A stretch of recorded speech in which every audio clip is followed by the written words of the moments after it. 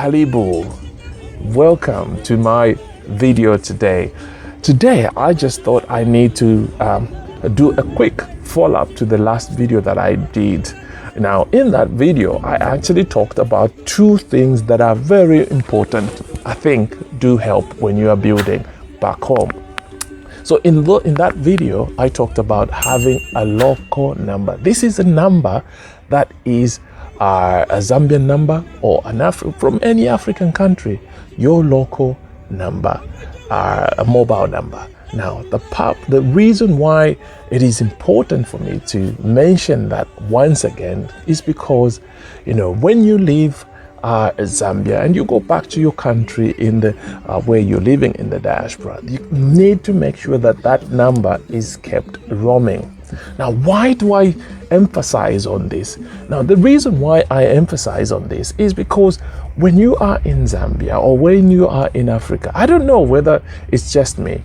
I think back home, people would want you to be part of the community, be part of the society. When you go around, when you are visiting Africa or in your country, and you look trying to talk to people, bricklayers, carpenters, and all that, and you keep on showing them, giving them your diasporian number. To me, it just somehow feels like you are showing off. I know of a lot of people complain and that are locals, that they have a different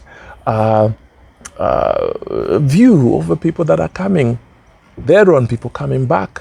And the reason is because they feel that when you go outside the country, when you come back, you're going to be showing off. You're going to be telling people what to do and show off. And so that's why for me I find this to be very important, and it's so good to be able to do that. The other thing that I spoke about was obviously having that local network of friends and family. You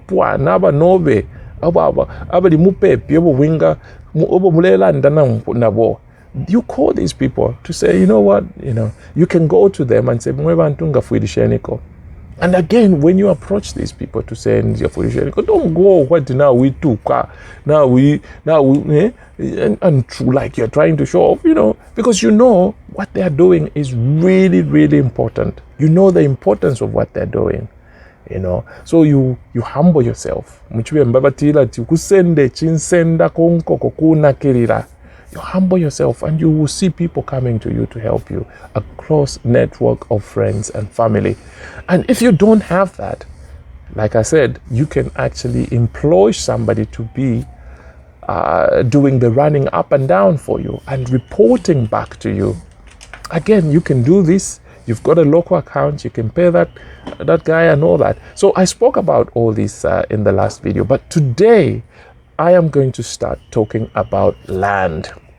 Now, as we start talking about land, there's going to probably be a series of discussions about land, and I'm hoping to have somebody on this channel who will, from a local from Zambia, to share with us what's actually happening in Zambia as far as land is concerned, because I'm hearing quite a lot of interesting things, I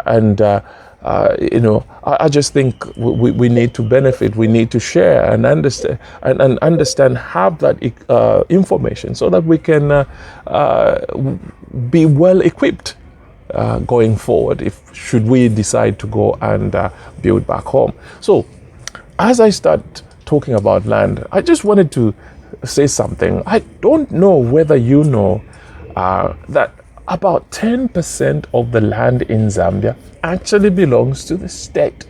Only 10%. The rest of the land, 90%, is actually in the hands of chiefs. And you can you can actually approach a chief and say, and these chiefs can actually give you a piece of land. Now, these lands are not surveyed. So what they will do is they basically just rely on landmarks. Say, ichuchulu chiramwamwana palya, kanshinangu kufuma palya, nokuyafika palya. Mupe pina padapali kalapali padapali umuombo nangu chintweno chili chimuti chili. Elio nga mwafuma kulia, kuya mwaisa ya kulia kuishi kule muneka kamana kulia. Nga mwawela elo mwaisa afika hapa. Now, what happens with that is the community has to be aware, and there's a process that you have to go through in order for you to actually get that land. And there are so many videos on YouTube which you can actually go to, and they'll be able to explain exactly what the process is. And did you know that you can actually put that land on title? Again, there are videos that will explain to you what you can do with that land. And those pieces of land are actually cheap, right? And there are people that are actually selling these pieces of land, but you have to be very careful if you have to buy these pieces of land because they are quite cheap. Wasanga tuwalusolu pia lwawenda nga fafine nalelanda na tulwawenda. So you have to be very careful when you're dealing with these pieces of land. But there is a video that I will put in the description there, which will give as a link, which will take you to where these local people are explaining exactly what needs to be done. The next thing that I will need to share with you is I don't know how much you know about this.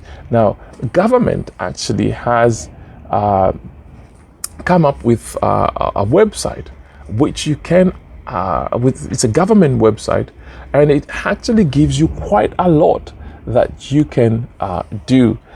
So as we are talking about land, let me so if I was to check, just look at that.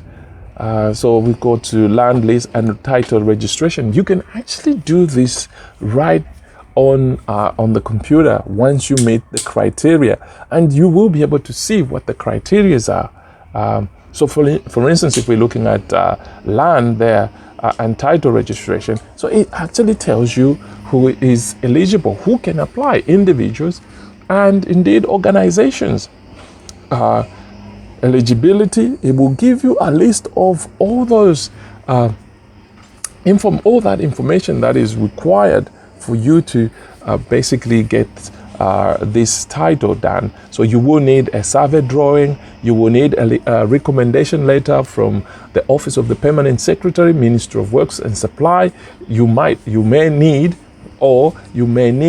a recommendation letter from the Department of Resettlement under the Office of the Vice President. Or the most common one is a recommendation letter from the council. So once you've got, so let me just talk briefly about the council because that's the process that I've seen. So once you've got a recommendation letter, but how do you get a recommendation letter from the council? The council do advertise land plots that they are giving out. And so if you are on the ground, sometimes you could hear about this and you can apply. So once your application is successful, they will give you a recommendation letter from the council. So once you've got the recommendation from the council, you need to get the full council minutes to go with that. And there are fees that you have to pay. Make sure that you pay all those fees.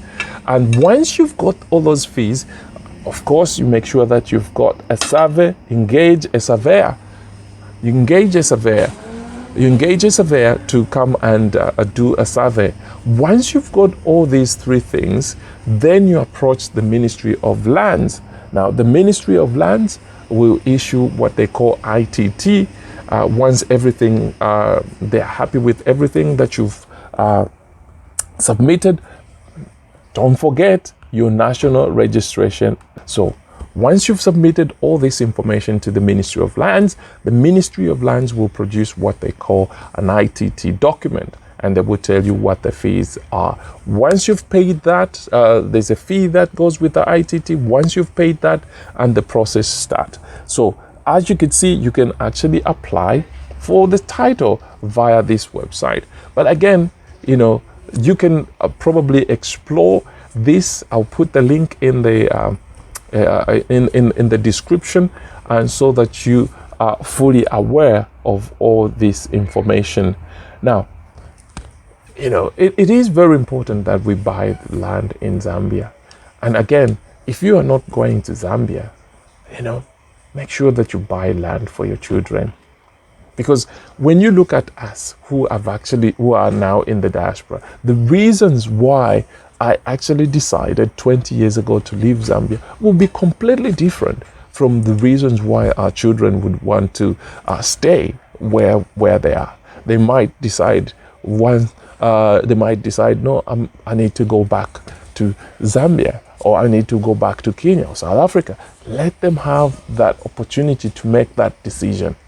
And once they are there, at least they'll be able to have somewhere to start from. Now, the reason why I'm saying this, when I left Zambia 20 years ago, the population of Zambia was about 8 million, 9 million. Today, the population has actually exploded. You're talking of almost 20 million of Zambians. And then again, when you look around, you are seeing a lot of people that are coming from all walks of life, coming into Africa, and they're buying land.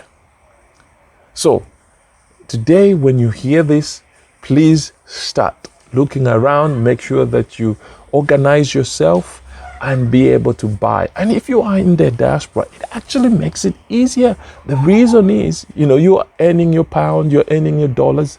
You will find that the land in Zambia is very cheap. It's very cheap. You know, as I said, 20 years ago when we decided to buy our first piece of land, it was less than £1,000. Today, we are looking at this piece of land, you know, probably times 10 or more than that. So I am saying to you, give your children an opportunity, look into this seriously. In the next video, I will probably dedicate a number of videos just talking about land and having those conversations and sharing from my experience. Again, if this video has been helpful to you, please don't forget to click the like button, subscribe, and click the notification button as well. I hope this has been helpful, and going forward, like I said, I will continue talking about land because I think this is really important. And then once we've got that in, and if you have any questions or if you have anything that you want me to touch on or you want to correct me, please put it in the comment section there, and we can interact and just learn from one another. I am not saying I've got all the information, but I'm just trying to set the ball rolling so that we can try and have this conversation. So may God bless you, and I will see you in the next video.